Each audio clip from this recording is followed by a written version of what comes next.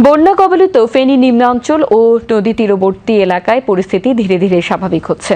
জেলার ছাগলনাইয়া, ফেনী সদর ও দাগনভূঞা উপজেলার কিছু অংশের লোকালয়ে এখনও পানি থাকলেও ফুলগাজী ও পরশুরামের বেশিরভাগ এলাকায় বন্যার পানি নামতে শুরু করেছে।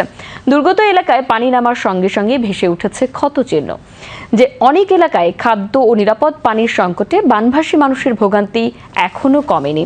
এসব এলাকায় ক্ষয়ক্ষতি নিরূপণের কাজ শুরু করেছে কৃষি মন্ত্রণালয় ও প্রাণী সম্পদ বিভাগ। বিস্তারিত জানাচ্ছেন সীমা শারমিনের প্রতিবেদনে।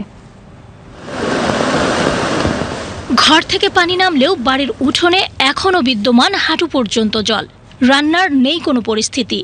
ঘরে থাকা চাল, ডাল, ধান সহ পানি ভেজা সব জিনিসপত্র সরবরাহ না থাকায় বাজারে প্রয়োজনীয় জিনিসপত্র পাওয়ার কোনো সুযোগই নেই। এই দুর্ভোগের চিত্র এখন ফেনীর ফুলগাজীর তারালিয়া এলাকার বাসিন্দাদের। পানি যাতায়াতের কোনো রাস্তা নাই কোনো, এখন আমরা বন্যার ভিতরে বাঁচতেছি। ধানের চাষ করার জন্য জ্বালা বসাইছিলাম বিরাট, ওইগুলা সব ডুবি চলে গেছে পানি, আর পুকুরের মাছ এবং যে যা আছে আমার ওইগুলা সব চলে গেছে। ফেনীর ফুলগাজী, পরশুরাম, ছাগলনাইয়া, দাগনভূঞা সদর এলাকায় পানি নামছে ধীর গতিতে। এসব এলাকার কিছু অংশে এখনও পানি নামেনি। বন্যা নিয়ন্ত্রণ বাঁধের ভাঙন অংশ দিয়ে এখনও পানি প্রবেশ অব্যাহত থাকায় প্লাবিত হচ্ছে নিম্নাঞ্চল। গত কয়েকদিনের ভারী বৃষ্টিপাত ও ভারতের উজানের পানিতে প্লাবনের তোড়ে মুহুরী, কহুয়া এবং সিলোনিয়া নদীর বন্যা নিয়ন্ত্রণ বাঁধের 21টি অংশে দেখা দেয় ভাঙন। ইতোমধ্যে ফেনীর ফুলগাজী উপজেলার মুহুরী নদীর ভাঙন কবলিত এলাকা পরিদর্শন করেছেন ত্রাণ ও দুর্যোগ উপদেষ্টা ফারুকী আজম।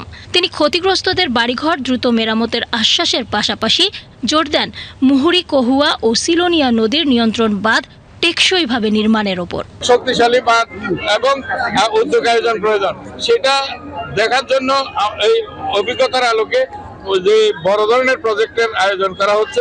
স্মরণকালের ভয়াবহ বন্যায় বছর না পেরোতেই ফের প্লাবনের তোড়ে ভেসে যাওয়া এই জনপদে প্লাবিত 112টি গ্রামের লাখো মানুষ এখন চরম ভোগান্তিতে। 83টি আশ্রয় কেন্দ্রে প্রায় 9,500 মানুষ আশ্রয় নেন। তাদের মধ্যে ইতোমধ্যে 5,000 মানুষ আশ্রয় কেন্দ্র থেকে বাড়ি ফিরেছে। দুর্গত এলাকায় উপজেলা প্রশাসনের সঙ্গে সমন্বয় করে 230 জন স্বেচ্ছাসেবক কাজ করছেন। জেলায় ত্রাণ কার্যক্রম পরিচালনার জন্য 23.5 লাখ টাকা বরাদ্দ দেওয়া হয়েছে। সেনাবাহিনী নৌযানের মাধ্যমে উদ্ধার ও ত্রাণ কার্যক্রমে প্রশাসনকে সহযোগিতা করছে।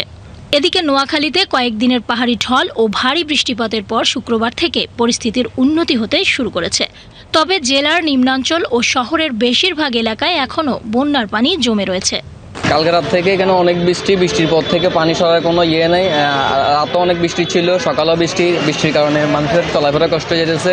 রাস্তাঘাটের অবস্থা তো ভয়াবহ ভাই, কোনো রাস্তা নাই, ড্রেন নাই, একটু বৃষ্টি হইলেই পুরো রাস্তা পানি। জেলার 6 উপজেলার 57টি ইউনিয়ন বন্যা কবলিত হয়। এখন পর্যন্ত প্রায় 1,92,503 জন মানুষ পানিবন্দী অবস্থায় রয়েছে। কবিরহাট ও সুবর্ণচর উপজেলায় আংশিকভাবে ক্ষতিগ্রস্ত হয়েছে 45টি বসতঘর।